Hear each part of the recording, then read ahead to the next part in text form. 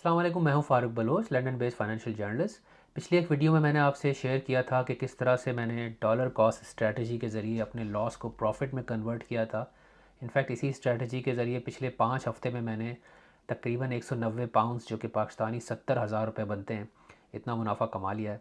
आज की इस वीडियो में जैसा कि मैंने पिछली वीडियो में आपको बताया भी था कि मैं एक्सप्लेन करूँगा अपनी जो स्ट्रैटेजी थी स्टेप बाय स्टेप, बल्कि अपनी असली ट्रांजैक्शंस जो थी उनके स्क्रीनशॉट भी आपके साथ शेयर करूँगा, और इस कैलकुलेशन के पीछे जो मैथ है वो भी आपको एक्सप्लेन करूँगा।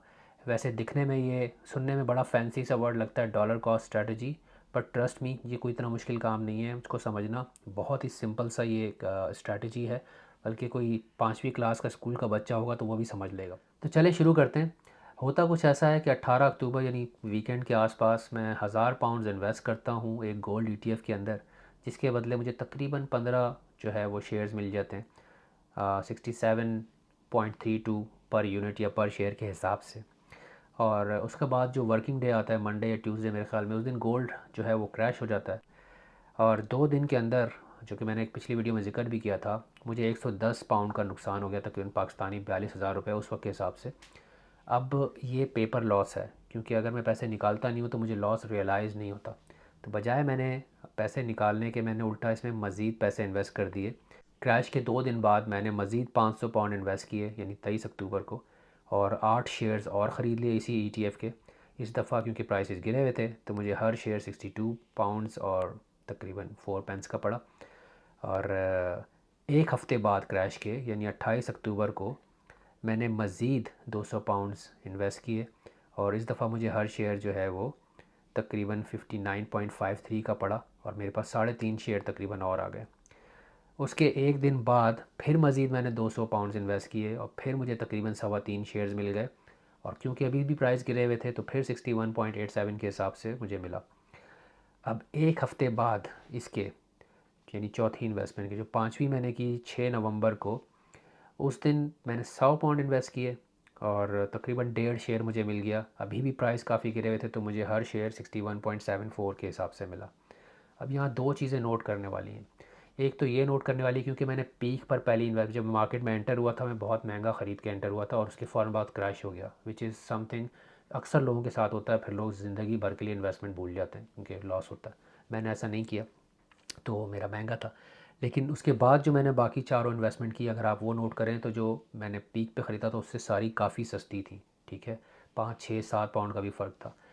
अब दूसरी चीज़ जो मैं आपसे चाहूँगा नोट करें वो ये कि पहले जब मैंने फ़र्स्ट इन्वेस्टमेंट की थी, मेरे पास 15 शेयर्स थे, लेकिन उसके बाद जो मज़ीद 4 इन्वेस्टमेंट की मैंने टुकड़ों में, तो मेरे शेयर्स का साइज़ डबल हो गया, तकरीबन 31 शेयर हो गए मेरे पास, और मेरा एक्सपोजर बढ़ गया। यानी मेरे पास शेयर्स भी ज़्यादा थे अभी सीटीएफ के, लेकिन मेरा पैसा भी ज़्यादा लग गया था, तो एक तरह से रिस्क बहुत बढ़ गया।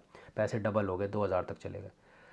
अब अगर मैं अपनी एवरेज कॉस्ट कैलकुलेट करूं, तो ये मैथ है, इनफैक्ट स्कूल में सिखाई जाती है आपको, कि 2000 पाउंड अगर मैंने इन्वेस्ट किए हैं और 31 शेयर मेरे पास हैं, तो 2000 को भी 31 से डिवाइड करते हैं, तो मेरा जो एवरेज कॉस्ट आती है पर शेयर, वो तकरीबन आती है 64.5। अब आप नोट करें कि जो मेरी एवरेज कॉस्ट है पर शेयर, वो काफ़ी नीचे है उससे जिस प्राइस पे मैंने फ़र्स्ट टाइम इन्वेस्टमेंट की थी, जब मैं मार्केट में एंटर हुआ था। यही डॉलर कॉस्ट इन्वेस्टमेंट स्ट्रैटेजी होती है, जिसको मैंने पिछली एक वीडियो में एक्सप्लेन किया था। बहरहाल 24 नवंबर को जब मैं ये स्क्रिप्ट लिख रहा था, उस दिन ये ईटीएफ क्लोज़ हुआ है तकरीबन 65.56 पर, जिसका मतलब ये है कि हर शेयर पे एवरेज कॉस्ट के हिसाब से मुझे 1.06 का गेन है। अब अगर मैं अपना टोटल प्रॉफिट निकालना चाहूँ, तो इस गेन को मैं टोटल शेयर से मल्टीप्लाई कर दूंगा। सिंपल मैथ है, मेरे पास 31 शेयर हैं, उसको मल्टीप्लाई करूँगा 1.06 से, तो मेरे पास 32 पाउंड का प्रॉफिट आ जाता है, जो आप मेरी स्क्रीनशॉट पे देख सकते हैं, और ये एक्चुअल मेरी ऐप का स्क्रीनशॉट है उस वक्त का। तो मैं रियल ट्रांजैक्शन आपको दिखा रहा हूँ। लेकिन यहाँ पर आप एक और चीज़ नोट करें कि इसी स्क्रीनशॉट में जो मेरे ईटीएफ का ओवरऑल रिटर्न है वो नेगेटिव तकरीबन 8% आ रहा है। ये कैसे मुमकिन है कि मैंने प्रॉफिट भी बनाया लेकिन मेरा रिटर्न नेगेटिव आ रहा है?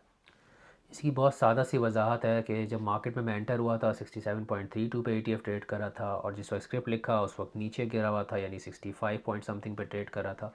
इसीलिए इस पीरियड में जो रिटर्न है वो नेगेटिव आ रहा है। एक्चुअल एग्जैक्ट रिटर्न अगर आपने कैलकुलेट करना हो मेरा किस तरह से आया, तो वो एक कॉम्प्लिकेटेड फार्मूला है, मैंने वीडियो को सिंपल रखने के लिए नहीं यूज़ किया। उसे बेसिकली आप कहते हैं time weighted rate of return निकालना, वो गूगल पे सर्च कर सकते हैं। बहरहाल लेकिन कॉन्सेप्ट क्लियर हो गया, क्योंकि ज़ाहिर है आप अगर आप महंगा ख़रीद रहे हैं और बाद में वो नीचे ट्रेड करा तो रिटर्न नेगेटिव ही आएगा। लेकिन डॉलर कॉस्ट एवरेजिंग की वजह से मैंने न सिर्फ अपने लॉस को प्रॉफिट में कन्वर्ट किया बल्कि प्रॉफिट को मैक्सिमाइज़ भी किया। वो कैसे किया? देखें, अब जब 28 नवंबर को मार्केट क्लोज़ हुई है तो ये ETF 70 पाउंड पे क्लोज़ हुआ है। तो ये मार्केट रिकवर भी हो गई, बल्कि उससे भी थोड़ा सा ऊपर चली गई है। तो ऑन एवरेज आप समझ लें कि अगर मैंने पहली इन्वेस्टमेंट के बाद में रुक गया होता तो हर हर शेयर पे मुझे 3 पाउंड का मुनाफा होता, और 15 शेयर थे उस वक्त, तो उसके हिसाब से मुझे 45 पाउंड बनते। लेकिन मैं रुका नहीं, मैंने डॉलर कॉस्ट स्ट्रैटेजी की यूज़ की और सब्सीक्वेंट इन्वेस्टमेंट करता रहा।